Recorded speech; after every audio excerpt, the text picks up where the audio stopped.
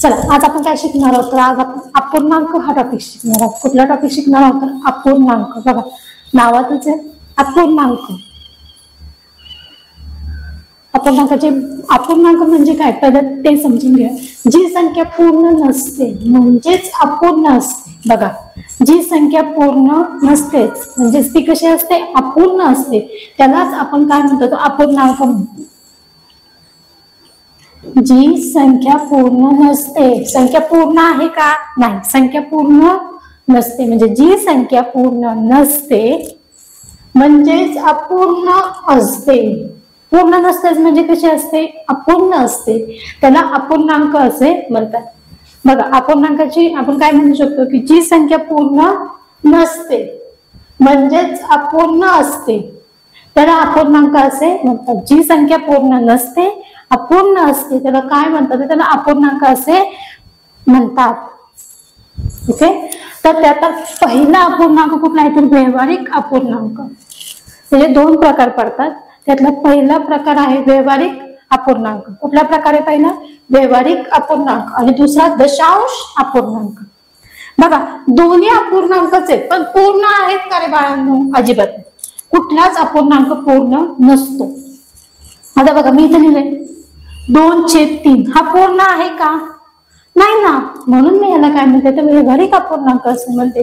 4/5 पूर्ण आहे का, नाही. 2/3/2 आहे का पूर्ण, नाही, म्हणून मी ह्याला काय म्हणते, ह्याला मी व्यावहारिक अपूर्णांक असे म्हणते.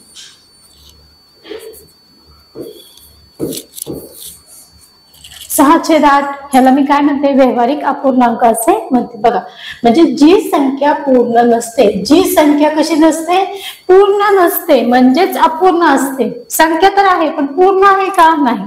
जी संख्या पूर्ण नसतेच म्हणजेच अपूर्ण असते त्याला अपूर्णांक असे म्हणतात. बघा जी संख्या पूर्ण नसते म्हणजेच कशी असते, अपूर्ण असते, तिला काय म्हणतात तर तिला अपूर्णांक असे म्हणतात. मग त्यातील पहिला टॉपिक काय तर व्यावहारिक अपूर्णांक. काय, व्यावहारिक अपूर्णांक. आता व्यावहारिक अपूर्णांक मी तुम्हाला खाली दिलेले 2/3, 4/5, 6/8 ह्याला काय म्हणतो आपण, व्यावहारिक अपूर्णांक. त्याच्याबरोबरच दुसरा अपूर्णांक त्याचा प्रकार आहे दशांश अपूर्णांक. छेद आणि अंशामध्ये लिहिलेत का, नाही, मी पॉइंट मध्ये लिहिलेत. म्हणून ह्याला काय म्हणतात की 2.5, 3.3, 2.8 म्हणजे ह्याला काय म्हणतो आपण, दशांश अपूर्णांक असे म्हणतो. अपूर्णांकाची माहिती. आता अपूर्णांकाची पहिली माहिती बघूया की अंश कशाला म्हणतात, छेद कशाला म्हणतात. त्यातील पहिला अंश. अपूर्णांकात अंश हा वरचा नंबर आहे. कुठला नंबर आहे, वरचा असतो जो भागांची संख्या दर्शवतो. अपूर्णांकात अंश हा वरचा नंबर असतो. कसला नंबर असतो, वरचा नंबर असतो जो भागांची संख्या दर्शवतो. जो काय करतो, भागांची संख्या दर्शवतो. हा जो अपूर्णांक आहे बरोबर म्हणजे 5/8 बरोबर. अपूर्णांकात अंश हा वरचा नंबर आहे. हा वरचा नंबरच म्हणजेच काय आपल्या बाळांनो, अंश आहे. वरचा नंबर असतो, हा वरचा नंबर काय आहे आपला, अंश आहे, जो भागांची संख्या दर्शवतो. तो कशाची संख्या दर्शवतोय बाळांनो, भागांची संख्या दर्शवतो. जे काय माझे भाग आहेत, किती भाग आहेत, 5 भाग आहेत बरोबर. अपूर्णांकात अंश हा वरचा नंबर असतो जो भागांची संख्या दर्शवतो. माझ्याकडे जे काही 7 भाग आहेत त्याच्यापैकी माझ्याजवळ किती भाग आहेत तर माझ्याजवळ किती भाग आहेत तर 5 भाग आहेत. किती भाग आहेत, 5. हा जो अंश आहे ह्यालाच, ह्या 5लाच मी काय म्हणणार आहे तर अंश म्हणणार आहे. 8/10 आहे, ह्या 8ला मी काय म्हणणार आहे तर अंश म्हणणार आहे. 9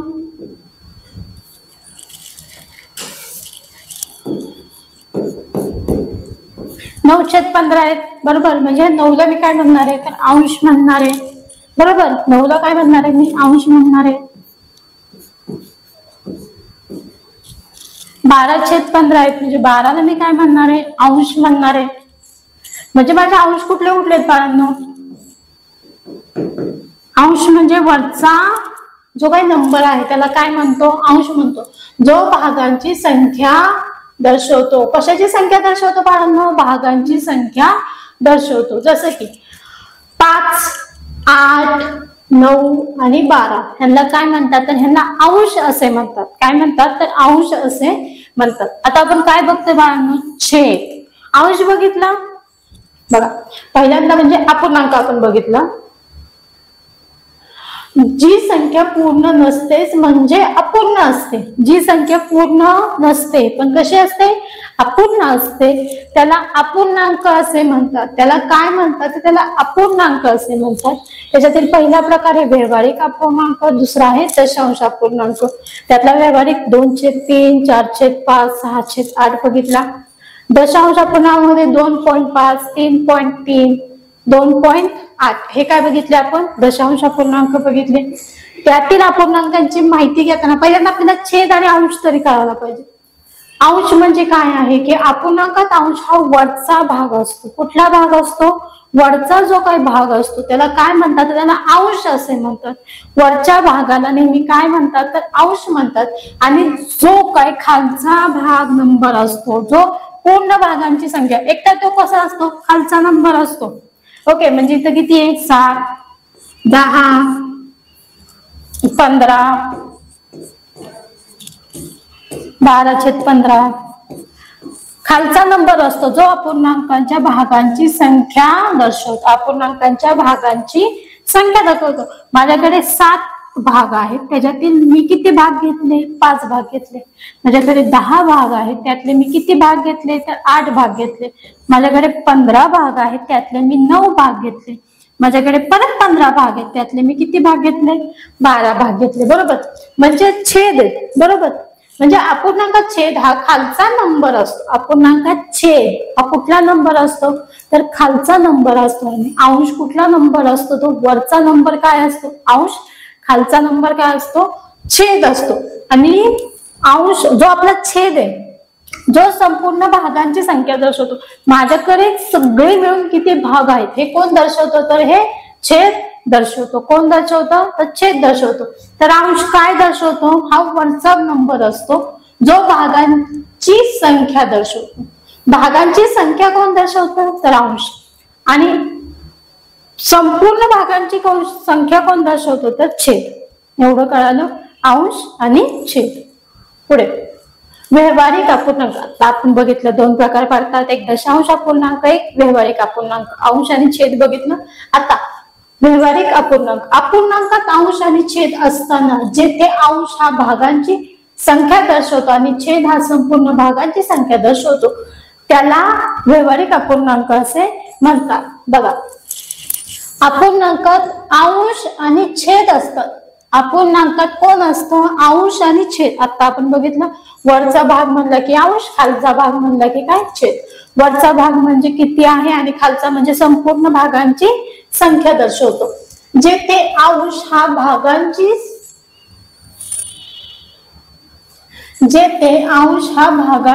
संख्या दर्शवतो आणि छेद हा संपूर्ण भागांची संख्या दर्शवतो. जेथे अंश हा काय करतो, भागांची संख्या दर्शवतो. भागांची काय करतो, संख्या दर्शवतो.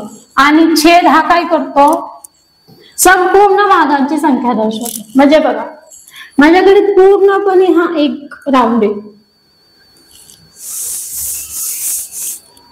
हा पूर्ण गोल आहे.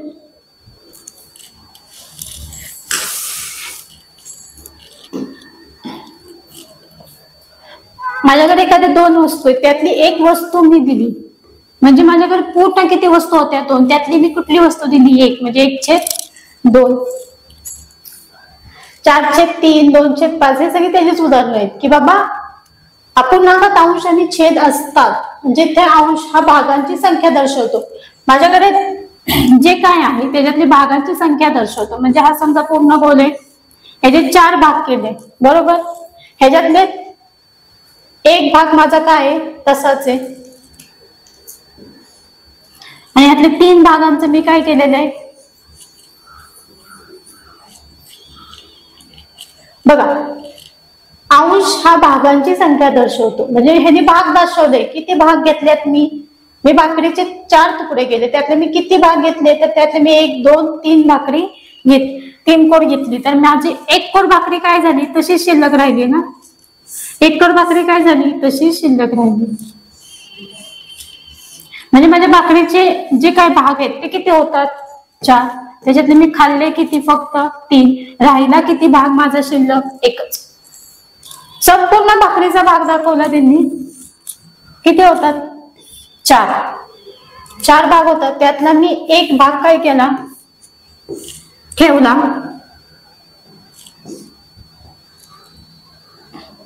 1 भाग ठेवला आणि किती भाग खाल्ला मी, 3 भाग खाल्ले, बरोबर, भाकरीचे. माझी शिल्लक किती भाग राहिला, हा. पण माझा पूर्ण भाग कितीचा आहे, 4. त्यातला मी घेतला किती, 3. राहिला किती, 1. हे कोण सांगतं, तर व्यावहारिक अपूर्णांक आपल्याला सांगतो. कुठला अपूर्णांक सांगतो, व्यावहारिक अपूर्णांक आपल्याला सांगतो. त्याची काय उदाहरण आहेत. नेक्स्ट, समच्छेद अपूर्णांक. समच्छेद नावातच आहे, सम म्हणजे सारखा आणि छेद म्हणजे आपण बघितलं खालचा भाग, अंश म्हणजे वरचा भाग, छेद म्हणजे खालचा भाग. सम म्हणजे सारखा. ज्या अपूर्णांकात छेद समान असतात त्यांना समच्छेद अपूर्णांक असे म्हणतात. नावातच आहे समच्छेद अपूर्णांक. ज्या अपूर्णांकात छेद कसा असतो, समान असतो, त्यांना काय म्हणतात, त्यांना समच्छेद अपूर्णांक असे म्हणतात.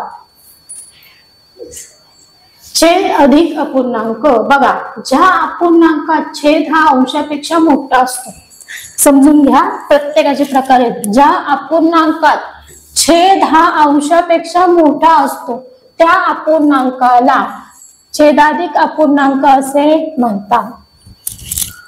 छेद हा अंशापेक्षा कसा असतो, मोठा असतो, त्याला काय म्हणायचं, छेदाधिक. अधिक, छेद काय आहे, अधिक आहे. आणि मगाशी छेद कसा होता, सम होता, समच्छेद झालं. समान छेद म्हणलं की समच्छेद. आणि छेद अधिक, अधिक वापरलंय त्यांनी, अधिक म्हणजे जास्त, बरोबर.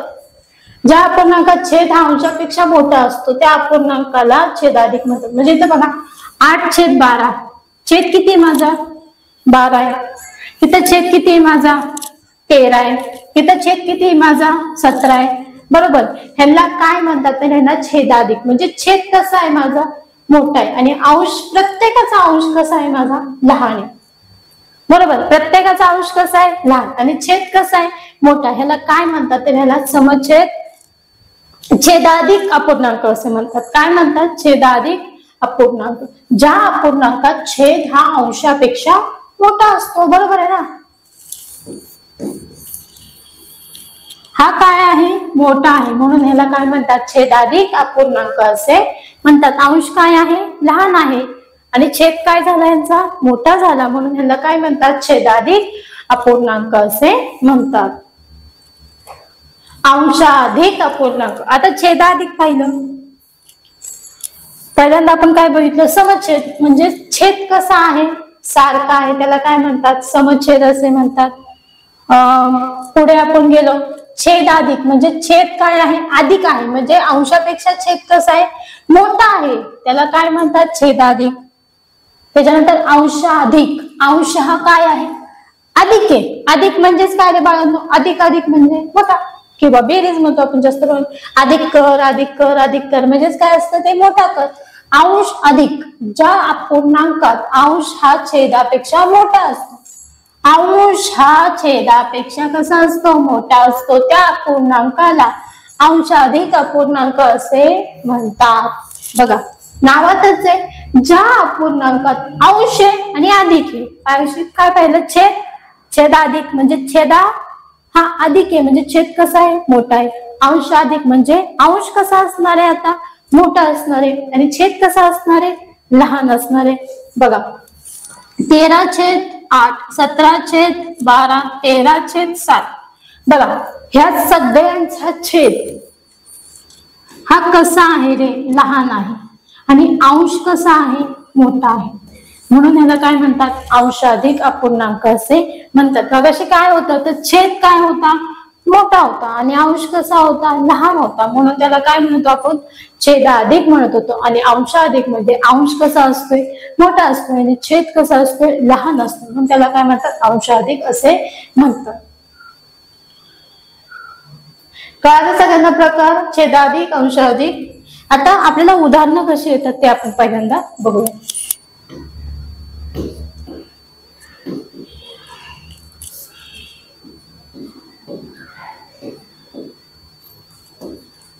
छेद कसा आहे पहिल्यांदा मला सांगा. छेद काय इथं, समान आहे म्हणजे समछेद आहे. छेद कसा आहे आपला, समान आहे म्हणजे छेद कसा आहे, सारखा आहे. फक्त मग वरच्या काय करायची, आपल्याला बेरीज करायची. जसं की छेद मी एकदाच लिहू, 5 + 3 बरोबर किती होतात, तर 8. 8 अंश आणि छेदाला किती, 4. ह्याला काय म्हणतो आपण, अंश. आणि जो खालचा असतो त्याला काय म्हणतात, तर त्याला छेद म्हणतात. जो वरचा असतो त्याला अंश म्हणतात, जो खालचा असतो त्याला छेद म्हणतात. बरोबर. ह्यांचा छेद कसा आहे रे, समान आहे, म्हणून मी एकदाच लिहिला. आणि वरच्या अंशांची काय केली, मी बेरीज केली.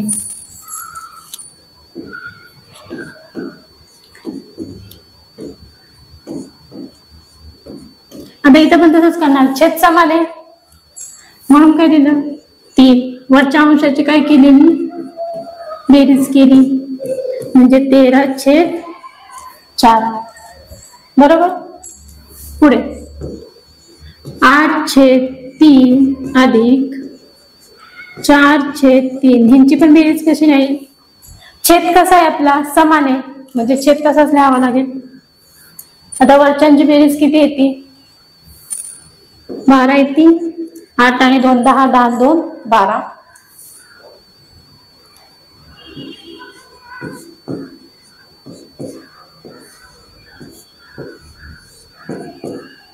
आता छेद समान आहे का आपला, मला सांगा बरं या गणितामध्ये. आता इथपर्यंत तर छेद समानच होता ना आपला, म्हणून मी काय केलं, अंश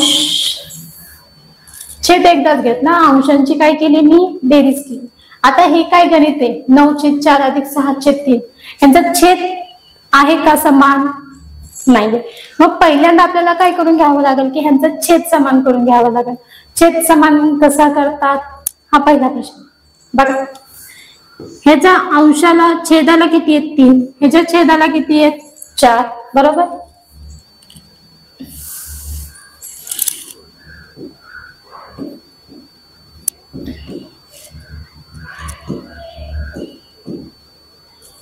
हे असं गणित आहे. बरोबर. आता मी काय करते, तर मला काय करायचंय, की छेद समान केल्याशिवाय मला बेरीज करता येणार नाही. आता इथपर्यंत तर माझे सगळे छेद कसे होते, समान होते, म्हणून मी सहज बेरीज करत होते. छेद का एकदाच द्यायचा, वरच्या अंकांची काय करायची, बेरीज करायची. आता इथं छेद समान आहेत का माझे, नाही. आता मला काय करावे लागतात, तर मला पहिल्यांदा छेद समान करून घ्यावे लागते. आता इथे किती संख्या आहे, 3. इथे किती संख्या आहे, 4. बरोबर. 3 आणि 4. आता इथे 4 आहे, इथे 3 आहे. आता इथे मी 3 आणू शकते किंवा इथे 4 आणू शकते का, नाही. बेरीज करायची नाही. पहिल्यांदा मला काय करायला लागेल, छेद समान करण्यासाठी दोघांच्या पाड्यामध्ये, म्हणजे 4च्या आणि 3च्या एक अंक दोघांच्या पाड्यामध्ये पाहिजे. म्हणजे 4×3=5.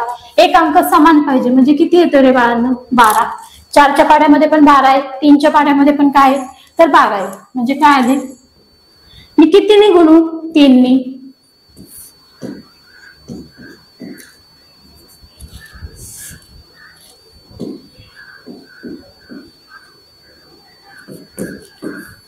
इकडे पण कितीने गुणायला लागेल, 3ने, नाही तर 4ने. कारण की इकडे जर मी गुणलं, इथं जर मी 3ने गुणलं तर छेद किती येणार आहे, 9 येणार आहे. मला छेद किती पाहिजे, 12 पाहिजे. म्हणून मला कितीने गुणावं लागेल, किंवा असं म्हणलं तरी तिरकास मी काय केला, ह्यांचा गुणाकार केला.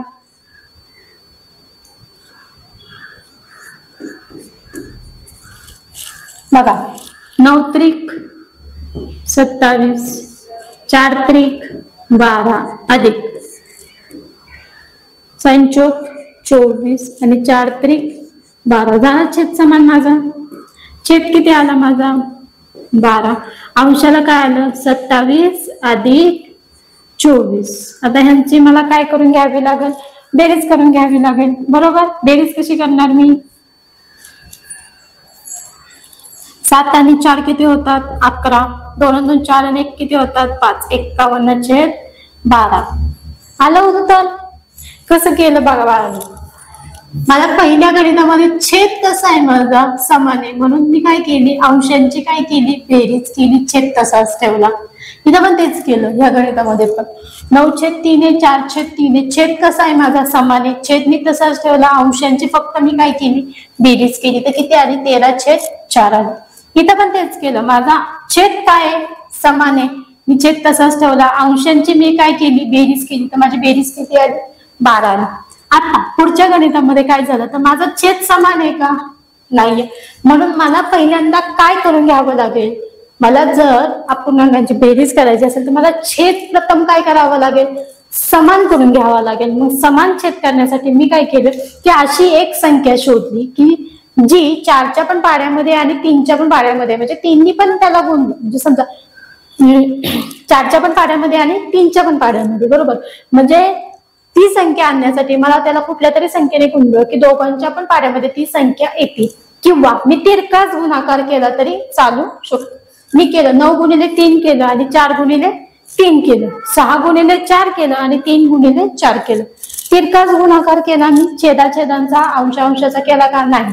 तर मी काय केलं 9x3 केलं आणि 4x पण किती केलं 3, 4x6 केलं, 4x3 पण केलं. बघा 9x3 4x3 6x4 3x4, 9 9 9 9 18 9 त्रिक 27 4 त्रिक 12. प्लस चिन्ह मी तसंच ठेवलं, चिन्हाला मी हात नाही लावला. 6 चौक 24 4 त्रिक 12, छेद 12च घेतला मी. 27 अधिक 24 केले मी तर किती झाले 51. 51 छेद किती झाले माझे 12 झाले. हे काय झालं की माझा छेद समान नसताना मी काय केली तर क्रिया केलेली आहे. इथं पण करूया अजून 1-2 गणित आपण.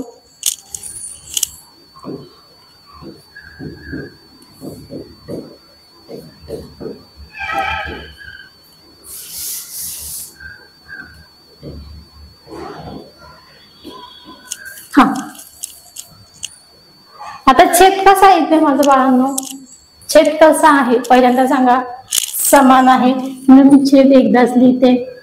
10 अधिक 2 केले तर किती झाले माझे 8. 8 छेद किती झाले माझे 10. आलं उत्तर माझं 8/10. आता मी पुढचं गणित करते.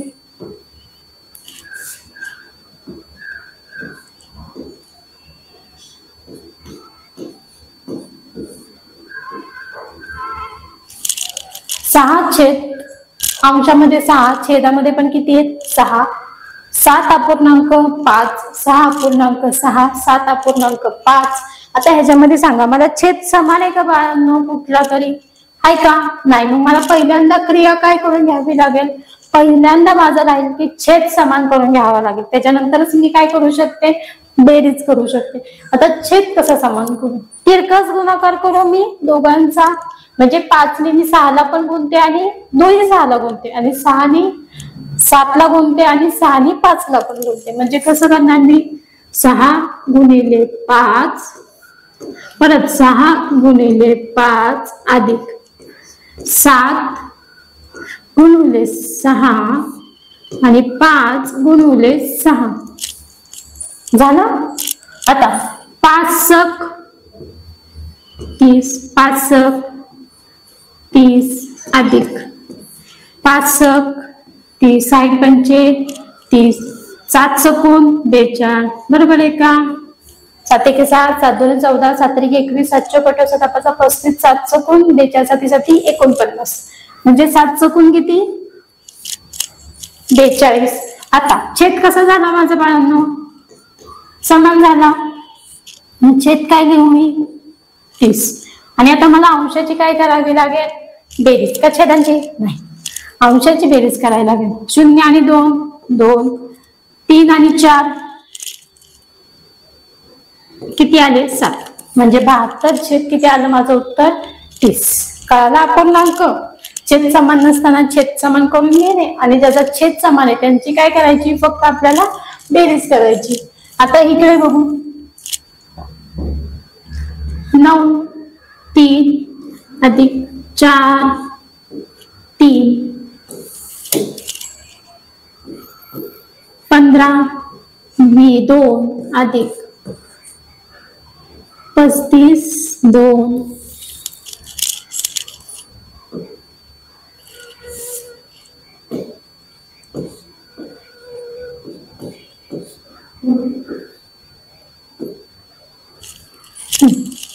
आता इथं छेद कसा आहे बाळांना माझा, समान आहे. आता मग मी काय करू, मी बेरीज करायला घेऊ, समान छेद आहे ना यांचा, मग काय करू, 3 आहेत तसेच, यांची बेरीज किती किती आली, 9 अधिक 4 9 1 10 10 3 13 13 छेद 3.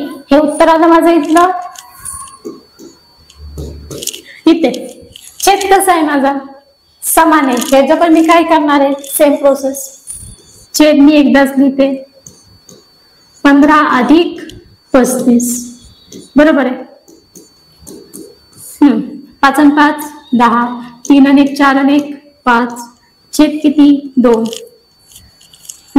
आता इथे माझा छेद समान आहे का नाही, छेद समान आहे का नाही, मला प्रथम काय करून घ्यावं लागेल, तर छेद समान करून घ्यावा लागेल. तर छेद कसा समान करणार मी, छेद कसा करणार समान, तर मी तिरकाच गुणाकार करून काय करणार, छेद समान करणार. जसं की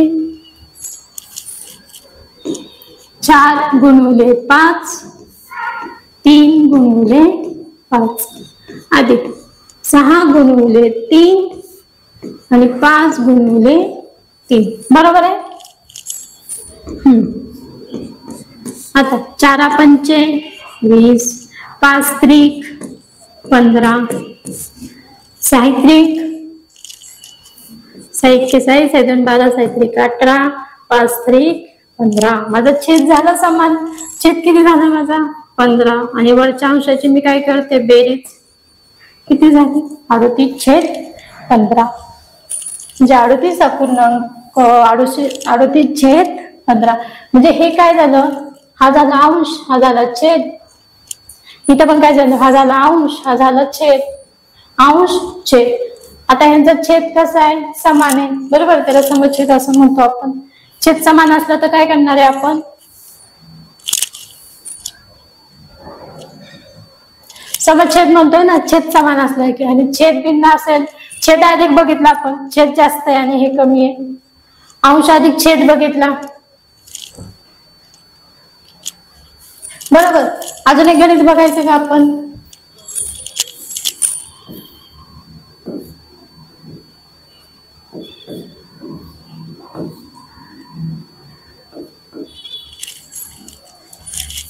बघा गणित इकडे आहे माझं. इकडे गणित काय आहे, 9/3 अधिक 6/12 9/3 आणि 6/12. आता ह्याच्यामध्ये कसं आहे बाळांनो, आता इकडचं छेद माझं किती आहे रे 12 आहे आणि इकडचं किती आहे 3 आहे. आता मी याचा तिरकाच गुणाकार केला तरी चालू शकतो, पण 3च्या पाड्यामध्ये 12 आहेत का, आहेत. मी काय करते की 3च्या पाड्यामध्ये 12 कुठल्या स्थानी आहेत, चौथ्यात, म्हणून मी 9/3 ला काय करते 12 4 ने काय करते गुणते. बघा प्रथम मी काय केलं, 9 गुणिले 4 आणि 3 गुणिले 4 अधिक 6/12 ह्यांचा गुणाकारच करत नाही, कारण की ह्याच्या पाड्यात 3च्या पाड्यामध्ये पण 12 आहेत, म्हणून मी छेद 12 आणू शकते 6/12 ने गुणत बसण्यापेक्षा. 9 चौक किती रे 36 आणि 4 त्रिक किती 12 अधिक 6 छेद किती 12 आला माझा छेद समान. आता मी छेद तसंच लिहिते 12, यांची बेरीज किती येईल 6 6 12 3 आणि 3 4 म्हणजे 42 येते, म्हणजे 42/12. मी इथं काय केलं की माझा हा जो छेद आहे हा किती छेद आहे माझा 12 आणि इथला छेद किती आहे माझा 3, म्हणजे छेद सारखा आहे का नाही. मला प्रथम काय करून घ्यावं लागेल, छेद समान करून घ्यायला. मी तिरकाच गुणाकार पण करू शकते किंवा मी असं पण करू शकते की 3च्या पाड्यामध्ये 12 आहेत, कुठल्या स्थानी आहेत चौथ्या स्थानी आहेत, म्हणून मी 9ला आणि 3ला कितीने गुणलं, 4ने गुणलं तर माझा छेद किती येतोय 12. 9 चौक किती आले 36 अधिक 6 छेद 12 तसेच घेतले. यांचं किती उत्तर आलं, दोघांची ऍडिशन केली तर 42 आलं. 42 छेद 12 हे त्यांचं काय झालं, उत्तर झालं.